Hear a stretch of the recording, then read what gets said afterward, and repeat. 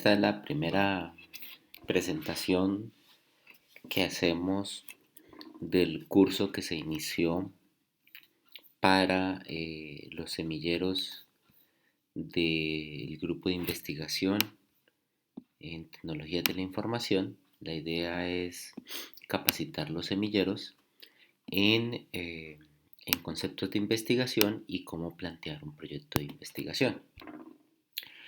Eh, para eso se ha decidido utilizar la herramienta CEMAT Tools para organizar los recursos que tenemos para la enseñanza de estos conceptos. Entonces aquí tenemos la formación en investigación. Se ha creado un mapa mental denominado Formar en Investigación, que es el que nosotros tenemos aquí. Y en este mapa mental vamos a desplegar todos los recursos que nosotros hemos definido aquí para la enseñanza de la formación en investigación. Formar en investigación tiene los siguientes pasos. Lo primero de todo es la parte del desarrollo personal.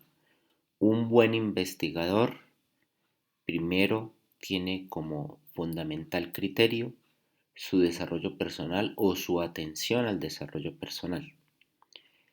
En el desarrollo personal tenemos una atención con respecto a la filosofía de vida, con respecto a los valores del investigador y con respecto a los hábitos del investigador. Posteriormente al desarrollo personal está una serie de conceptos alrededor de los modelos mentales. Los modelos mentales son paradigmas, son todos los elementos culturales, son las creencias, son las experiencias que nosotros tenemos y que pueden influir al momento de hacer investigación. Otro elemento importante al momento de hacer investigación es que la investigación tiene un componente de trabajo en equipo bastante fuerte, por lo cual debemos entender los principales conceptos que tienen que ver con el trabajo en equipo. Posteriormente comenzaremos con una serie de conceptos de investigación. Estos conceptos de investigación, su finalidad es que expliquemos a los diferentes estudiantes de los semilleros cuáles son los principales conceptos que se manejan en investigación científica y que puedan distinguir y puedan entender en qué consiste la investigación y cuáles son sus principales elementos. Una parte muy importante y lo que es el foco del curso es proponer proyectos, por lo tanto esta propuesta de proyectos la tenemos aquí y esta propuesta de proyectos lo que tiene es mostrar cómo vamos a poner, hacemos propuesta de proyectos de investigación o hacemos propuestas de proyecto de desarrollo. Entonces, el foco fundamental de la capacitación radica también en esta parte de la propuesta de proyectos. Posteriormente se hablará algo de la planificación estratégica, de la planificación estratégica personal y de la planificación estratégica en general que se puede aplicar a los proyectos. Y finalmente terminamos con la parte de publicación de artículos. Con respecto a la parte del desarrollo personal, tenemos primero una parte de filosofía de vida que es importante tener en cuenta. En esta parte de filosofía de vida, lo que pretendemos o lo que se pretende es exponer unos criterios o unos elementos que se consideran podrían servir y podrían interiorizar ustedes como filosofía de vida. No quiere decir que se quiera dar un derrotero y se quiera decir que así es como se tiene que vivir. Lo que quiere decir es simplemente como una sugerencia a partir de la experiencia, a partir de las capacitaciones, a partir de las lecturas, a partir de nuestro o de específicamente de mi experiencia como investigador y como ser humano. Entonces, esto es una propuesta que les hago a ustedes con el fin de cuál debería ser de pronto o una propuesta con respecto a lo cual debería ser la filosofía de vida y el otro cuál debería ser la forma de aprender en la vida, cómo vivir y por qué viniste a este mundo. En este caso, con respecto a la filosofía de vida, lo resumí en un anagrama que después lo convertí en una especie de acróstico. Y el anagrama es que nosotros vinimos a esta vida a generar una pasada, como dicen los españoles, a pasarla bien. ¿Por qué una pasada? Una pasada significa vivir el presente, vivir el aquí y el ahora, no estar pensando en el pasado ni en el futuro. Debemos tener la capacidad de que nuestras mentes estén viviendo el aquí y el ahora, estén nuestros sentidos y nuestra concentración en poder captar toda la información que en este preciso momento nosotros estamos recibiendo de nuestro entorno y poder nutrirnos de toda esa información.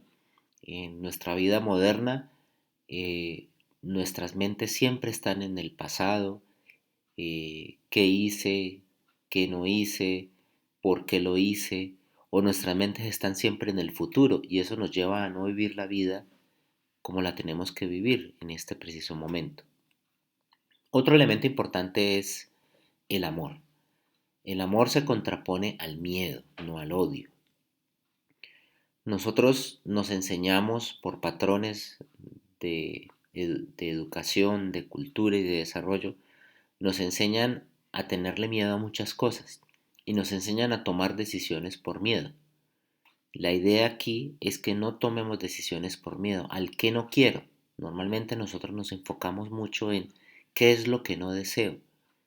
Y como nos enfocamos mucho al qué es lo que no deseo, y nuestros cerebros siempre están buscando que no suframos, entonces muchas veces tomamos decisiones que nos paralizan o tomamos decisiones que hacen que nosotros no florezcamos, que nos reprimamos nuestras emociones y que simplemente dejemos que la vida nos lleve como una hoja en el viento donde quiera que deba caer.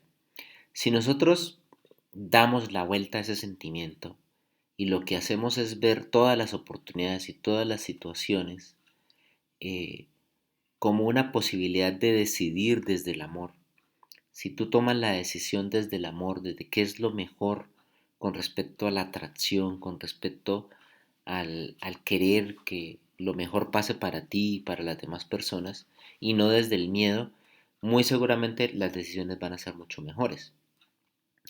El otro elemento importante es el servir. El servir tiene que ver con nuestro propósito de vida. Muchos de nosotros nos enfocamos en el yo, en el egoísmo, en el mirar cómo nosotros estamos por encima de los demás, cómo tenemos gran parte de la torta y no nos damos cuenta que el universo en vez de ser escaso es abundante y no nos damos cuenta que en vez de nosotros estar buscando obtener la mejor tajada, lo que podemos hacer es ofrecer servicios, ofrecer conocimiento, ofrecer compañía, ofrecer algo tan importante para ti. Ok, entonces con respecto a esta parte del servicio, como lo venía comentando, es importante tenerlo como filosofía de vida en el que todas nuestras habilidades, nuestro trabajo, nuestros dones se pongan al servicio de otros.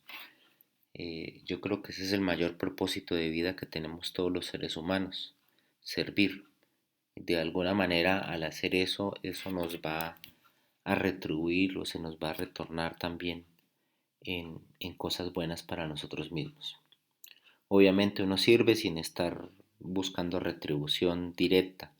Eso va a ser consecuencia directa y la retribución y el estar bien va a ser consecuencia directa de estar en en ese rol de servir.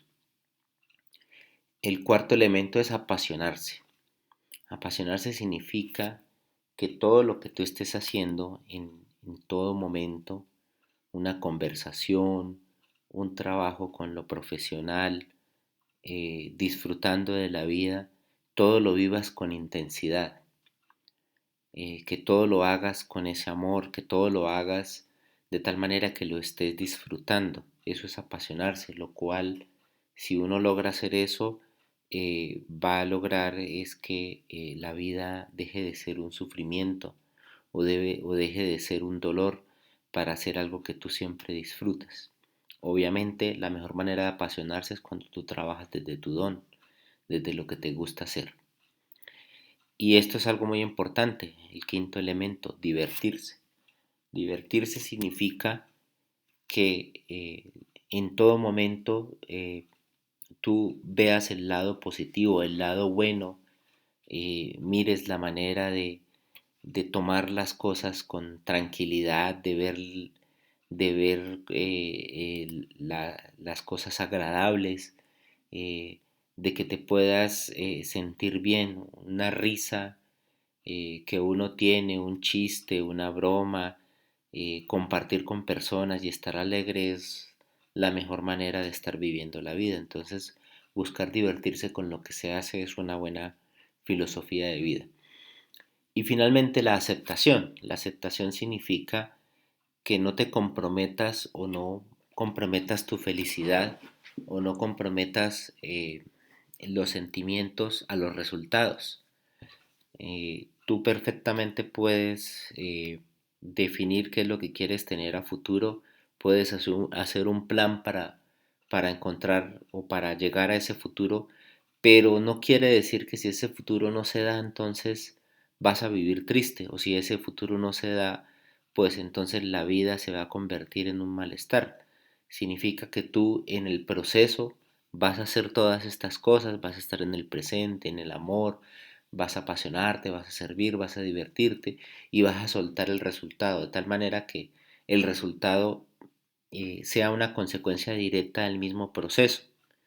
Normalmente, cuando se hacen las cosas desde este punto de vista, los resultados se dan. Pero si no se dan, hay que buscar cuál es el aprendizaje que tenemos que obtener cuando tenemos errores, cuando tenemos experiencias negativas, que para eso son, para que nosotros aprendamos y no que dependamos de que esos resultados se den bien. Bueno, hay muchísimas más cosas allí, eh, como filosofía de vida. Tampoco esto es una camisa de fuerza, tampoco se pretende de que esto sea la forma que se debe vivir, simplemente es una apreciación, un punto de vista que podría alguna de estas cosas o algunas de ellas podrían ser tomadas por cada uno de nosotros y de pronto mejorar nuestra vida. Sin embargo, por otro lado, también tenemos que tener en cuenta de que en la vida nosotros normalmente vinimos a este mundo a aprender, o sea que tenemos que hacer un aprendizaje. Y ese aprendizaje consiste en que nosotros logremos hacer unas claridades en nuestra vida.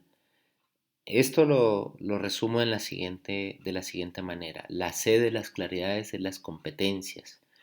Es decir, nosotros, todos los seres humanos, tenemos que desarrollar nuestras competencias.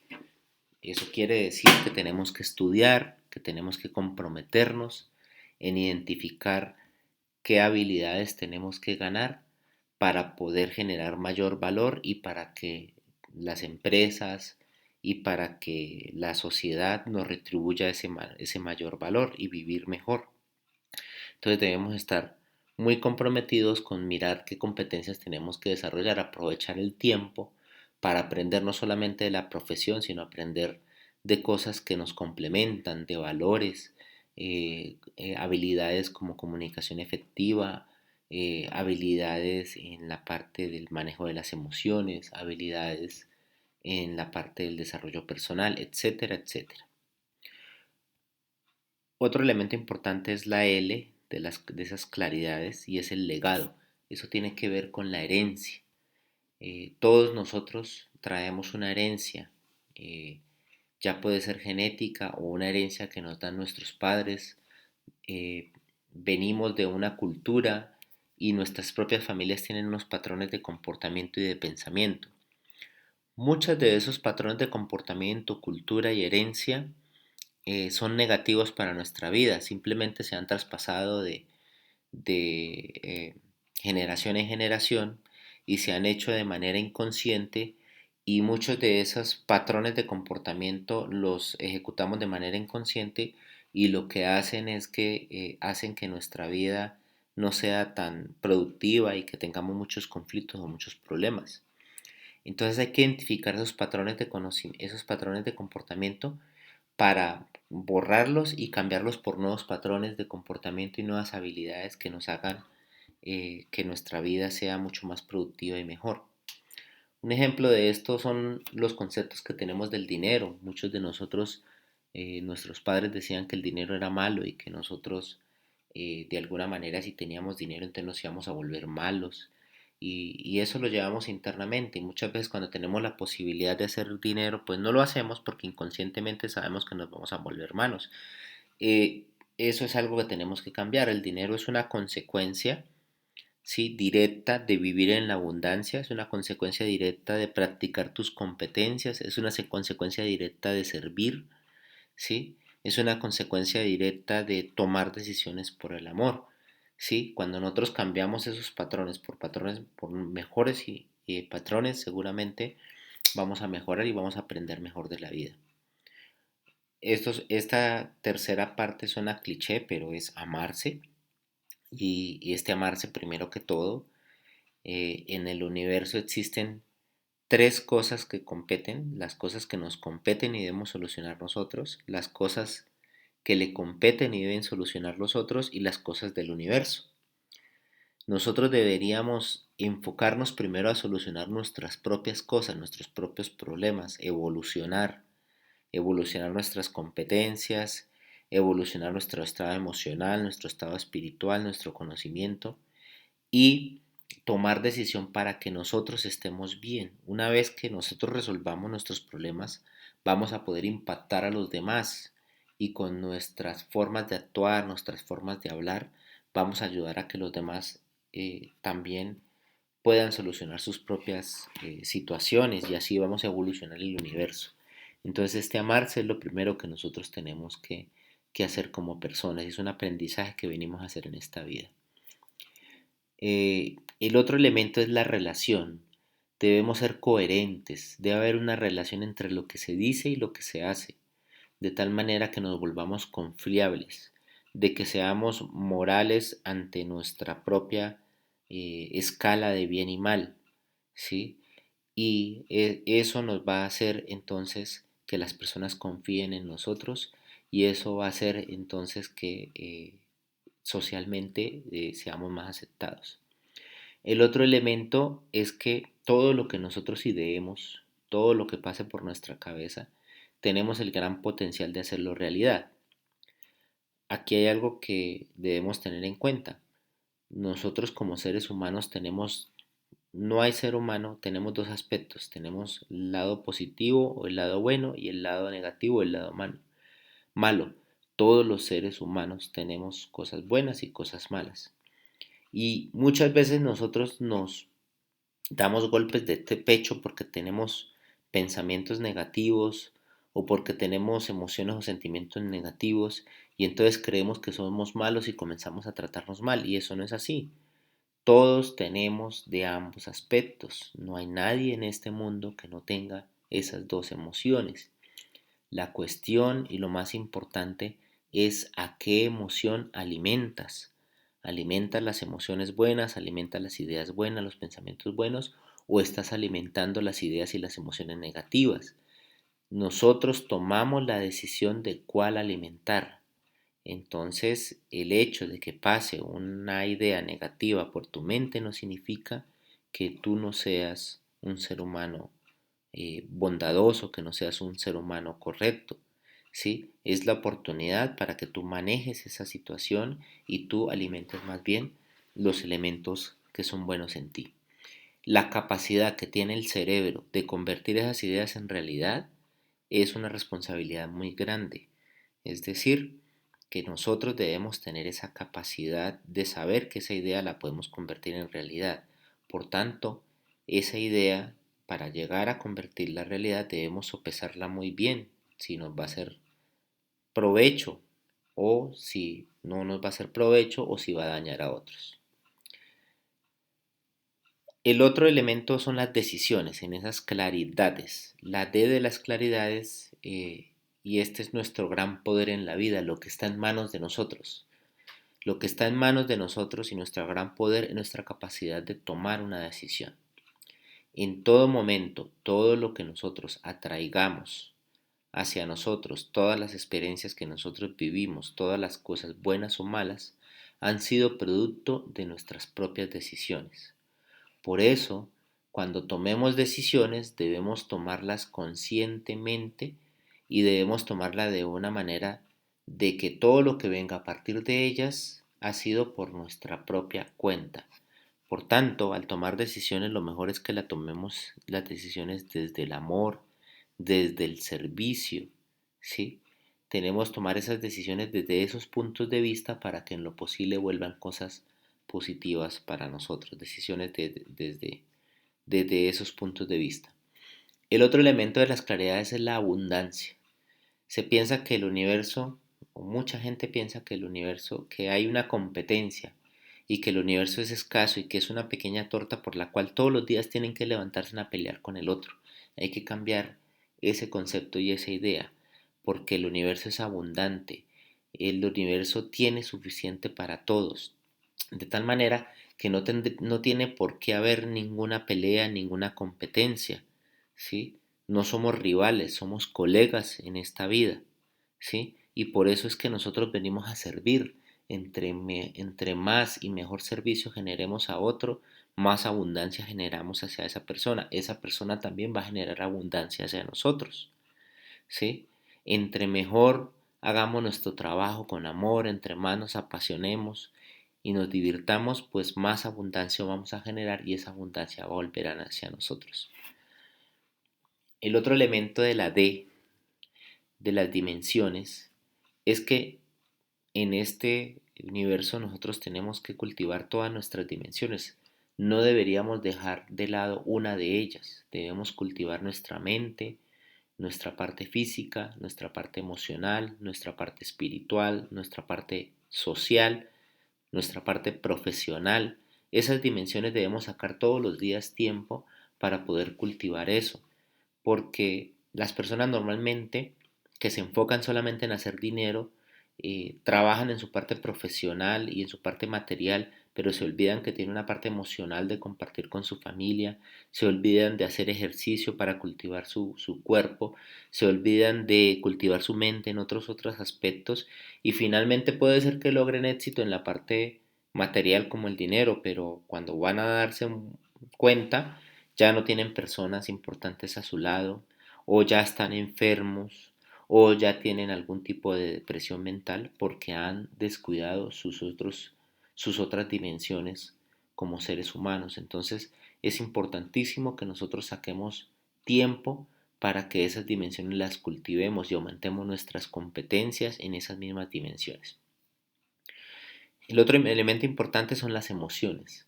Las emociones son el medidor y impactan nuestro cuerpo y nuestro físico, nuestro estado físico y nuestro estado de salud. Y son el medidor en el que nos dicen qué tan bien estamos viviendo la vida y qué tan bien estamos aprendiendo de ella. Cuando nosotros tenemos emociones negativas, normalmente lo que tratamos es de ocultarlas, esconderlas o hacer como si ellas no estuvieran allí, ¿sí? Y eso es lo peor que nosotros podemos hacer, porque esas emociones se reflejan posteriormente en el cuerpo como una enfermedad. Entonces, las emociones nos están diciendo que está sucediendo algo, que estamos tomando algunas decisiones, ¿sí? Que puedan ser por el temor o que estamos haciendo algo que nos está haciendo sentir mal, ¿sí? Entonces, en ese momento lo mejor es tomar esa emoción y vivirla intensamente hasta que nos rindamos a esa emoción, ¿sí? Y finalmente encontremos qué es lo que tenemos que aprender de la misma para así curarnos. Entonces las emociones son indicativos de las cosas que estamos haciendo para aprender y para que esas emociones pasen y después cambiemos nuestra forma de actuar y tengamos emociones, digamos, más positivas. Y finalmente, la parte de la singularidad que somos cada uno de nosotros. Nosotros somos seres únicos y completos. Nosotros no necesitamos absolutamente a nadie para que nos venga a completar. Nosotros no necesitamos una media naranja. Nosotros no necesitamos apegarnos a hermanos, a padres, a madres.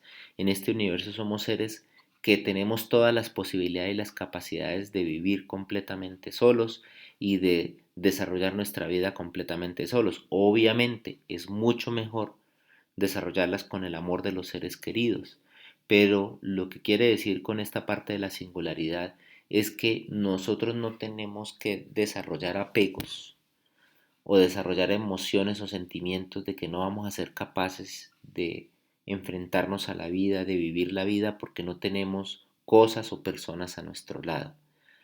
Y además tenemos un valor muy importante, es que no va a volver a existir una persona como yo, con mis propias características. Esa unicidad hace, ese solo hecho hace que yo sea muy importante y que mi sola existencia sea algo maravilloso en el universo que no va a volver a aparecer. Entonces eso nos va a dar la importancia para aprender a amarnos mucho más. Como lo dije anteriormente, hay más elementos que se pueden tener, que se podrían adicionar. Aquí coloqué los que consideré son, para mi punto de vista, los más importantes, los que más podemos tener en cuenta. Todo esto cómo impacta en la investigación y por qué este es el primer tema. Porque un investigador necesita tener equilibrio en lo posible en su vida. Un investigador necesita estar consciente y concentrado del aquí y del ahora. Un investigador debe saber que su investigación es para el servicio, para resolver una necesidad social. Un investigador debe encantarle el tema que trabaja, debe divertirse mientras investiga, mientras hace el trabajo y debe aceptar lo que salga de sus experimentos y sus investigaciones, de manera positiva o negativa, de todas maneras es nuevo conocimiento. Y un investigador debe tener en cuenta de que su vida tiene una serie de elementos que la hacen cada vez mejor y que puede mejorar con el tiempo. Y eso va a hacer que sus investigaciones o sus trabajos sean más provechosos y sean de mayor importancia para la humanidad. Entonces, por eso es que este es el primer tema que considero importante de hablar con respecto a lo que debería ser un investigador. Ya en las próximas eh, diapositivas comenzaremos a hablar de otros elementos. Bueno, aquí, por ejemplo, está en la parte de los valores del investigador. En esta parte de los valores del investigador tenemos por un lado que un investigador debería tener honestidad y honradez. Eh, debe dar los datos y trabajar con los datos y no hacer trampa en los mismos, sino mostrar los datos como se presentan y buscar esa verdad que da, encontrar esa verdad, ese conocimiento que va a ayudar a la humanidad para resolver sus problemas o para saber que por ahí al menos no se resuelven los problemas. Debe tener un compromiso social, es decir, que sus investigaciones y su trabajo ayude a mejorar, generar un bien o generar un servicio a la sociedad, mantener un respeto de sí mismo y de sus propios colegas, eh, mantener una ética de la investigación, no hacer trampa en los datos, no confabularse con otros para dañar el sistema o para aprovecharse del sistema. De eso es lo que habla la ética de la investigación. La parte de la visión crítica y autocrática esta visión crítica y autocrática se refiere a que los resultados de sus investigaciones pueda ser capaz de resaltar lo positivo y lo negativo, ¿sí? Autocrítica, perdón, del negativo que produce su investigación, dejarlo explícito. Un investigador necesita el 90% o más de trabajo y dedicación. El investigador debe tener una capacidad de ser comprometido y de trabajar y dedicarse hasta obtener los resultados. Hay una responsabilidad y un compromiso del investigador. Cuando asume una investigación, la responsabilidad es aplicar los métodos como se debe, aplicar los procesos para obtener un conocimiento válido socialmente y comprometerse con presentar los resultados de la manera más ética y de la manera más clara posible. El investigador, uno de los valores más importantes es el trabajo en equipo. La ciencia o generar conocimiento científico eh, tiene que ver con el trabajo en colaboración. Luego hay que desarrollar unas habilidades para ese trabajo en equipo. Posteriormente, cuando se consigan los resultados, un gran valor es tener la capacidad de comunicación y de comunicar esos resultados de una manera concisa, de una manera clara, de una manera oportuna y que pueda llegar a todos los interesados. Y finalmente hablamos de la tolerancia como un valor que permite que el propio investigador pueda escuchar otros puntos de vista, pueda saber que es criticado por otras personas, por otros investigadores, y eso no lo lleve a tomar algún sentimiento extremo, sino saber que eso es lo que corresponde con respecto a la parte de la crítica académica. Por otro lado, tenemos aquí los hábitos del investigador. Eh, esta parte de los hábitos del investigador fue tomado de una entrevista o de una entrevista que dio el profesor Edith Boyd, eh, donde él habló de esos 10 hábitos en el Business School. Bueno, me pareció bastante interesante. Por un lado, habla que el primer hábito es que escoger temas que generen alto retorno de la investigación. Es decir, que valga la pena todos los recursos y todo el tiempo y todo lo que se va a comprometer para generar esa investigación, que valga la pena ya sea en la parte social, ya sea en la parte del servicio, ya sea en la parte económica. No que se haga una investigación y que esa investigación quede allí y que no se le saque ninguna productividad si esa investigación concluye exitosamente. Eh, Debería escogerse temas que sean de interés, ¿sí? Ya sea temas que planteen algo novedoso que alguien no ha pensado, ya sean temas en los cuales aún no se ha resuelto algún vacío, temas cuyos teorías entran en conflicto y no hay forma de solucionarlo todavía con la teoría existente, o temas que son muy complejos y requieren una solución. Si el tema que se escoja de investigación tiene uno o tiene varios de estos elementos, estaríamos hablando de un tema de alto interés. El otro elemento es un buen y correcto uso de los datos de la investigación. Es otro hábito importante en el investigador. Es decir, que se fundamente en la recolección de información y un tratamiento adecuado de esos datos de tal manera que pueda sacar o pueda sintetizar o pueda analizar correctamente la información para aportar al tema de investigación. Otro elemento interesante o importante de un hábito de un buen investigador es que si la recolección de los datos no es fácil, pues tiene que desarrollar la creatividad suficiente para que pueda recolectar los datos que no puede recolectar, ya sea creando nuevos instrumentos, nuevas metodologías o nuevas formas de recolectar esos datos. Otro hábito interesante es que tenga mentores, que este investigador pueda aprender de otros mentores y en lo posible tener al menos un mentor que sea un mentor en la parte teórica y un mentor en la parte metodológica. Entonces, estos mentores generalmente son investigadores de mucha experiencia, que ya han hecho muchos proyectos y que de alguna manera te pueden guiar de manera rápida a cómo manejar adecuadamente las investigaciones. Otro elemento importante de los hábitos a desarrollar es conseguir colaboradores. o trabajar con colaboradores. Esto tiene que ver con el trabajo en equipo y es que uno como investigador no puede desarrollar absolutamente toda la investigación y por eso es que existen comunidades de investigadores en temáticas específicas en las cuales pueden intercambiar conocimiento y ese conocimiento puede hacer que las investigaciones se aceleren.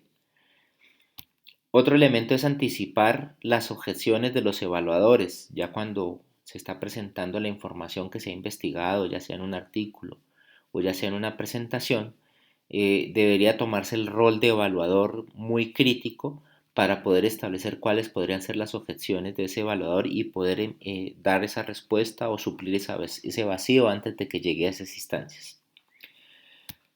Obviamente publicar los resultados. Si hacemos todo el proceso de investigación pero no estamos publicando los resultados, pues nos estamos quedando en el paso de convertir ese conocimiento en social. Entonces enviar a esas revistas en las que aspiramos sea publicado el trabajo. Aquí tenemos que tener perseverancia porque no necesariamente a la primera vez nos aceptan los trabajos, nos dan muchas críticas. Ahí es donde los valores del investigador son importantes y tener esa perseverancia hasta que logremos publicar los resultados de nuestra investigación. Otro hábito es elaborar un procedimiento o una metodología para entregar esos resultados a esas revistas. Un buen hábito consiste en hacer un plan, hacer un listado de las revistas más importantes en el área. En ese listado tener unas fechas, tener los proyectos y cuándo se va a generar un artículo y colocar fechas específicas hacia esas revistas que más se acomoden dependiendo del tema, dependiendo de que si el tema es muy importante o no para poder enviarlo a esas revistas. Entonces hay que definir esa estrategia de entrega.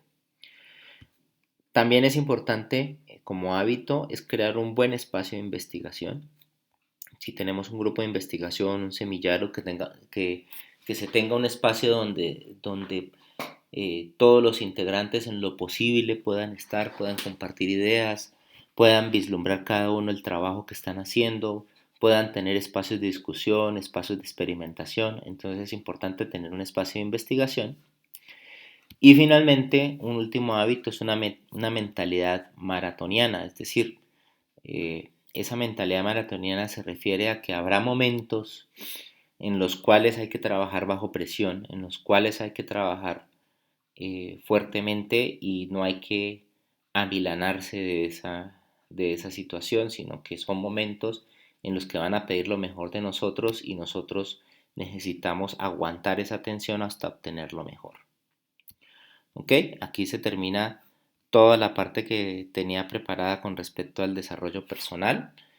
Ya lo siguiente será la parte de trabajar sobre los modelos mentales, que tiene que ver con la parte de paradigmas, la parte que tiene que ver con el trabajo en equipo, conceptos de investigación, cómo proponer proyectos, la planificación estratégica tanto personal como a nivel de proyectos y la publicación de artículos, lo cual se hará en las siguientes sesiones. Muchas gracias.